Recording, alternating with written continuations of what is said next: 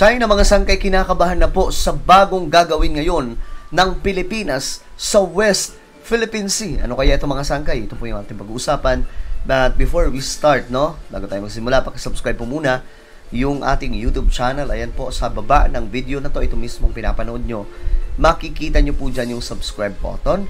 Pindutin nyo lamang po yan, mga sangkay, tapos i-click nyo yung bell at i-click nyo po yung all. At kung kayo naman po ay nanonood sa Facebook, huwag nyo pong kailimutan na i-follow ang ating Facebook page at i-click nyo rin po yung bell na makikita nyo rin po sa bandang taas ng mga sangkay at i-all nyo po. Alright. Ito po yung balita, mga sangkay, sa patungkol po sa China at Pilipinas na tila baga itong China ngayon ay kinakabahan na sa Pilipinas. Dahil nga po sa panibagong gustong gawin ng Pilipinas dyan sa West Philippine Sea. Actually, noon pa dapat ito. So nga lang, medyo late, mga sangkay. Pero sana mangyari. Sabi po dito, China threatens Philippines against building permanent base on South China Sea. So, nag-warning ang China, mga sangkay, na alarma ang China. Dahil para po sa inyong kaalaman, itong Pilipinas, nakaraang araw, may isiniwalat na mahalagang impormasyon. Ang impormasyon na ito, mga sangkay, ay magkakaroon po ng pagtatayo ng isang istruktura sa West Philippine Sea na kung saan magiging isang permanenteng base po ito. Dahil po dyan, nag-react po yung China at ito po yun, mga sangkay.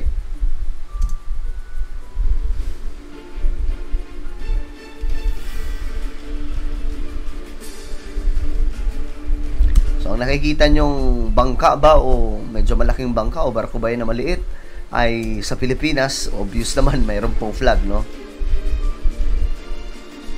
China warns Manila against building a permanent structure on the sea.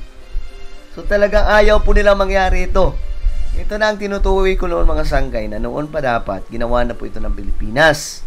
Dahil kung ginawa po sana ito ng ating bansa noon pa yung mga dumaang presidente after Ferdinand Marcos, sana hindi po ganito ang China ngayon.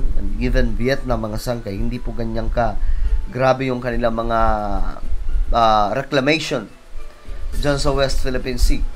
But because many our leaders, lalong-lalo na po yung mga presidenteng dumaan, hindi po sila naging concern sa West Philippine Sea. Masyado na pong late.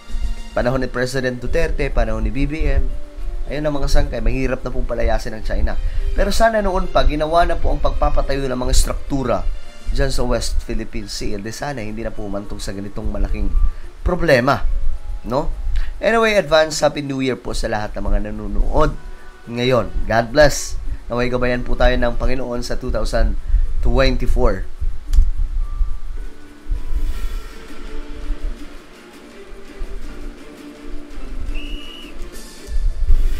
Yan po yung mga kasundaluhan natin, mga sangkay, no?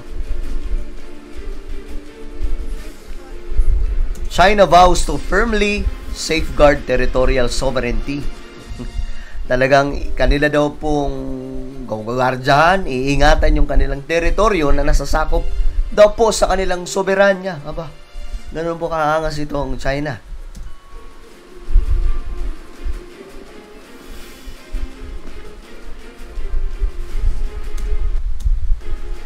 Beijing threatens to respond. Naibalita na po natin ito kanina, mga sangkay.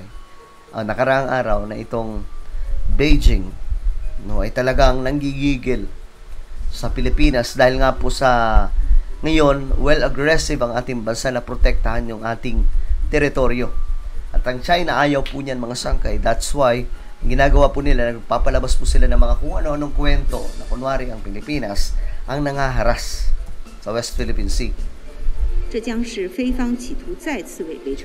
Sabi po niya, the Philippines military spokesperson's remarks that the country is planning to build permanent structures on the second Thomas Shoal. Ito spokesperson niya ng China, obvious naman.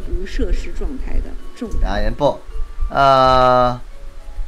Will be a major move by the Philippine side to once again region on its commitments, change its policy, and jeopardize the uninhabited and karugtong mga sangkay facility-free status of Renai Reef, known as Second Thomas Shoal in English. This will seriously, sabi po dito, infringe on China's sovereignty and violate international law and the declaration on the conduct of parties in the South China Sea. China will resolutely respond. Ginamit pa po nila yung word na international law. Sila nga po yung numero 1 hindi sumusunod sa international law. Anong sabi ng international? Ang West Philippine Sea, yung sakop po ng exclusive economic zone ay sa Pilipinas. Sinabi ng China, hindi kami susunod. Wala kami pakialam sa international na yan. Bahala sila sa buhay nila. Ganun po yung kanilang response Tapos ngayon gagamitin nila yung international law. Against daw po ito sa international law. Pinagsasabi ng mga to, pambira. To any provocation and infringement on its rights and firmly safeguard its territorial sovereignty and maritime rights and interests. So, talagang ipagtatanggol daw po nila ito. Reports Philippines plans to build a base on Second Thomas Shoal. Yan po yung plano ng Pilipinas, mga sangkay, na noon pa dapat ginawa ito. Ewan ko ba anong nangyari sa mga presidente natin? Bakit? Ay, naku naman. Ewan ko sa inyo. Ayan lawmakers have allocated funds for building the structure. Gandang plano ito, mga sangkay.